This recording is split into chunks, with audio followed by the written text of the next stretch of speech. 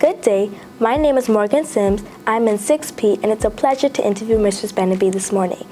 She is the Vice Principal of Queens College Primary School. Good day, my name is Grayson Roberts and I am in 9H. It is also my pleasure to be interviewing Mrs. Beneby today, as she was my Vice Principal when I was in primary school on this occasion of her retirement. My name is Devin Roll, head girl of Queens College, and it's an honor to be here today with the Vice Principal, Mrs. Shawn Turnquest, who has served for the past 33 years. We have many exciting questions to ask you. I'll start. What are some of the most memorable highlights of your career as a teacher and a Vice Principal? Morgan and Grayson, I'm so glad I have this opportunity. Some of the memories that I am most proud of. First of all, starting out as a newly qualified teacher in 1982 as a first grade teacher. Those 2 years I spent in grade 1 really made a difference in my career as I now complete 42 years. After grade 1, I had the opportunity to work in grade 2 where I really found my place and my niche. Grade 2 was the most inspiring year for me, my tenure in grade 2, because that gave me the opportunity to share the I'm Special program with the teachers and the students of Queens College, teachers around the Bahamas, throughout the Bahamas, and in the Family Islands. So it was really an enjoyable and worthwhile venture when we worked the I'm Special program, which developed self-esteem and confidence in students and made them feel that they can do anything that they put their mind to. Then I also was responsible for heading the integration of the technology in the classroom. I was the first teacher to have 6 computers placed in my classroom, and so we worked on computer-assisted learning. Trips became a part of the life in 2nd grade, and so grade 2 went to Grand Bahama. Every year we visited Grand Bahama and that exchange. We did Valentine's Day. We had parents come and have lunch with their children, and then I went into 3rd grade. And then from there, from 1st, 2nd, and 3rd grade, I did a short stint in 4th grade. And then I was promoted to grade level leader, curriculum coordinator, deputy head, and now I am concluding my time as vice principal. So I have a lot of fond memories, a lot of professional growth and development happened, and a lot of initiative. Even the opening of the primary school computer lab, that was led under my tenure in primary school.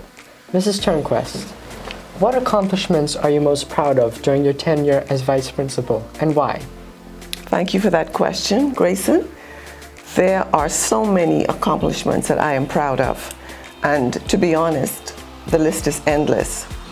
But I am very proud of the academic success of our students through the years. We have really emerged as a very strong school in that area. And annually, when students' results are released, we're very pleased to find that our students are among the very top in the Bahamas. And certainly in the last 10 years, we've had the overall top student in the Commonwealth of the Bahamas at the BGCSE level. Now, that's not all. I'm also proud of the fact that we have become an athletic powerhouse. That never used to be the case. I was a student here, and whenever we were involved in athletics or team sports, we just showed up to have fun. But this time we show up not only to have fun, but we mean business. And so we are still the only other school, other than another school, that has ever won the BAISS track and field meet. That's a major accomplishment.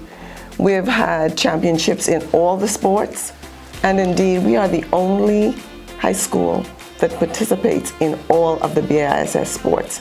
And I want to say thank you to the teachers for all of the academic accomplishments, and thank you to all of the coaches and of course the PE teachers for the athletic and all of the team sports and the accomplishments in that area. But that's not all. We are very proud of the fact that we have historically been a very strong performing arts school. Even when I was a student here, I was in a play called Noah's Flood, and it was staged at Trinity Methodist Church. And then there was Oklahoma, Annie Get Your Gun. And that legacy has continued for the most part through the years. Certainly I would say in the last 10, 15 years, we have become known for fantastic musicals. Some of the recent ones have been Grease, amazing musical. Guys and Dolls, you know, truly amazing. And we were just about to put on The Wiz when COVID appeared, and so we had to put a stop to that. But we are working on Joseph and his amazing Technicolor Dreamcoat. That should be coming up in March of this year. And I want to thank Mr. Greg Dean, who has always been the producer and the director of our musicals, and he's always been ably assisted by a lot of the music teachers as well, like Mr. Colby and Mr. Turnquest. So Queen's College has been a busy school doing so well in so many areas. During the 2023 National Honor Ceremony, you were honored with a National Medal of Honor for your outstanding contributions to education in the Bahamas. What does this recognition mean to you, and how do you think this could possibly inspire many that want to pursue a career in education? You know, Grayson, I was really humble and grateful for being chosen and nominated and then receiving the honor. Education and teaching is a noble profession, and the National Merit Honor Award was a defining moment in my career, and it will always hold a special place in my heart. I want to publicly thank the persons who saw fit to nominate me for the award. I also want to note that teaching is a selfless profession, and even if you don't end up getting a National Merit Award, the reward of teaching the children, like this opportunity that I have to sit and talk with you and Morgan, that is near and dear to my heart, and I feel so proud to sit amongst such great minds. The students that I have taught, the relationships that I have built, the families that I have impacted, those are even greater achievements for me than the National Merit Award. So I would say to anybody interested in education, do it as a ministry. Do it because you make a significant difference in your country and the world, and do it because you will change lives for so many people that you won't have no idea who you touch along the way. Well, Mrs. Turnquest, you have many awards over the past many years of your service here at Queen's College, but recently, during the 2023 National Honor Ceremony, you were presented with a National Medal of Honor for your work in the education sector. What does this recognition mean to you? And how do you think this could possibly inspire anyone who wants to pursue a career in education? Thank you for that question. I was surprised but humbled by the honor. So I was named a Companion of Distinction and never saw it coming. As a matter of fact, when I got the call, I thought, okay, must be the wrong person. Very humbled by that. I have actually been in education for 42 years. Wow. Yes, I started working in 1982 at the Ministry of Education in the school psychological section of the ministry. And during my tenure there, I was able to travel throughout the length and breadth of the Bahamas and particularly New Providence. And I visited just about every school and really learned the system of the Ministry of Education. And I was happy to help students with learning disabilities, students who may have been hyperactive or had attention deficit disorders. And then I had the distinct honor of opening up a school of my own. It was called Horizons. Wow. And we catered to students again with learning disabilities. And it was one of the few schools at the time.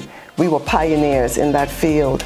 And so what we did was a lot of educational and psychological testing and wrote various educational prescriptions for students and had our own remediation center as well.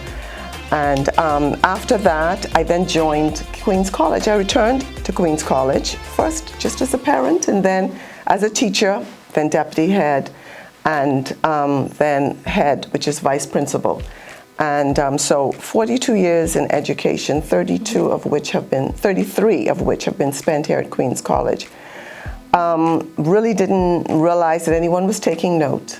My job and my intention was always just to do the very best that I could. And that's what I tried to do every day, just to show up and do the best job that I could.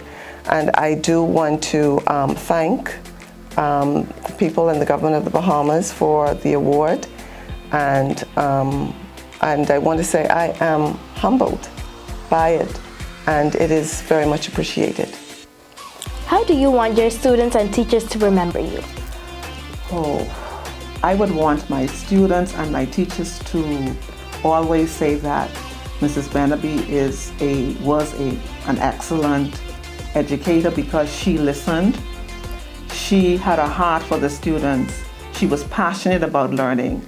She is a lifelong learner. She encourages us to always do our best, to show up and give 100%. Always believe in the students and the teachers, and to simply provide opportunities for every child, believing that every child can be successful. I think that is paramount, that we believe that all children can learn. That's key to education today, Margaret. What makes for a good day in general in school? Right. A good day, it's of course a day when you don't have any discipline problems. A day when you can come in and accomplish everything that you have on your to-do list. And we generally like to start with just being in touch with what's happening on the campus, walking around, saying good morning to students, saying good morning to teachers. It's always a good day when you can get into classrooms and be excited at what the students are learning, and when you can see how hard teachers are working to make sure that their lessons are well received. And I'm telling you, every time I go into a classroom, I am amazed, both at the teaching and the intellectual interest displayed by the students. And there's such wonderful content that they're learning. So that makes for a good day, being able to touch the hearts and lives of the people that work here and that come to school here, having no discipline problems whatsoever. Mrs. Turnquest, after so many years of service at Queen's College, what do you think you'll miss the most? Well, I just touched on the students and the teachers. I work with an amazing group of teachers. They're professional, they're smart, they're caring, they're hardworking.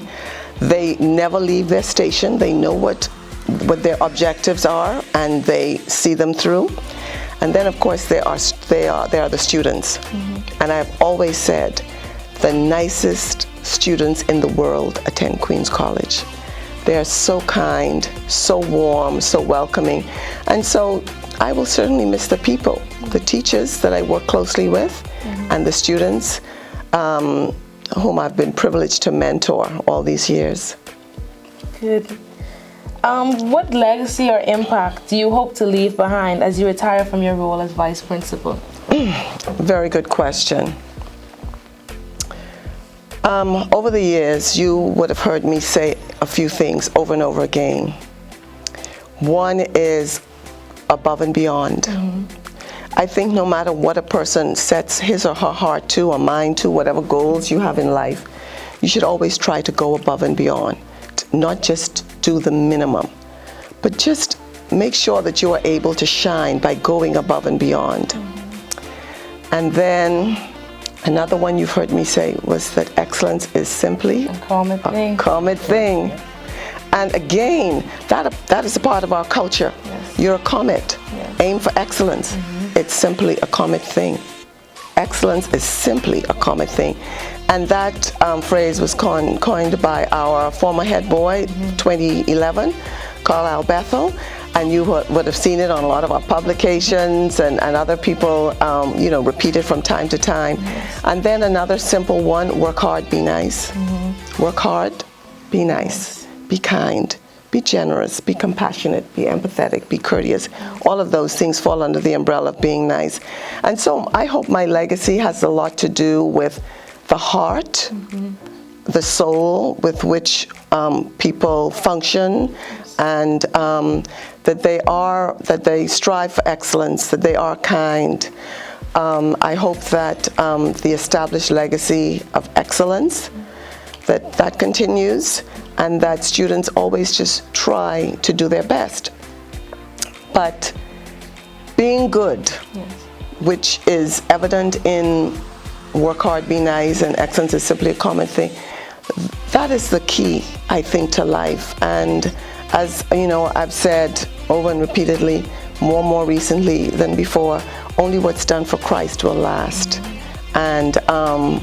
And doing good being kind is also doing God's work. Yes. And I hope that is also part of my legacy. And saying thank you. Yes. Being grateful for the many blessings, being grateful for the school, being grateful to teachers, being grateful for family and friends. That's also another lesson of the heart, or a habit of the heart, that I hope that I can also leave behind. Mrs. Beneby, as you move into retirement, if you could pass on any wisdom to the students, what would you share? First of all, I would say to every student, make it a daily habit to read, and then to remember Proverbs 3 and 5 that, trust in the Lord with all your heart and lean not on your own understanding. Schooling is not easy, but it is doable. So when the going gets tough, lean on God. Yes, you have your friends, you have your parents, you have your teachers, and when you can't get an answer from them, quietly lean on your understanding and your relationship with God, and He will bring you through any challenge that you face in school and throughout life. I think that is paramount, that students realize that they are going to face challenges in school, and that it is okay to fail, but it is not okay to remain in the spot of failing.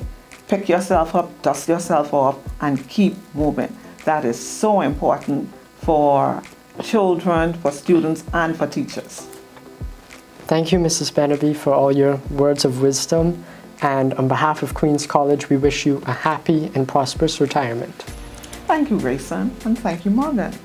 We hope you have time to do all the things that you might have missed out on because of how much time you dedicated to this school. Finally, it is evident that education means a lot to you, but not only education, the entire well-being of your students. So as you move into retirement, if you could pass on any wisdom to your students, what would it be? First of all, try to make the world a better place. And I know that sounds cliche, and there's no other way to say that. But that is what is important. You touch people every day, and some of these people would appreciate a smile or a kind word or a pat on the back or some assistance. So really to perpetuate a culture of kindness. It's what makes the world go around, to share your joy, to be happy for others, to spread love. We are a Christian school, and many of our students here espouse Christ as their Savior, but certainly to not only talk the talk, but walk the walk. And that's really important. That is more important than anything. That is more important than anything, to share the good news of Christ and to be a blessing to others in any way. And then, of course, not to lose sight of your goals, academic goals. To set goals for yourself and to keep those goals in full view. To be prepared to make sacrifices to attain those goals. And to embrace the 7 habits. Those 7 habits are transformative. Yes. They are amazing. And so in a nutshell, that would be my advice. To spread joy and kindness, to continue to work on your goals, to keep them in your view, and just to embrace the 7 habits. And those habits have changed the lives of so many students. Yes. Well, thank you so much for being here with me and Gracie. My pleasure. Today. Thank you. We wish you a happy and prosperous retirement. Yes. Thank you very much. The pleasure was all mine. Thank you for the questions. So.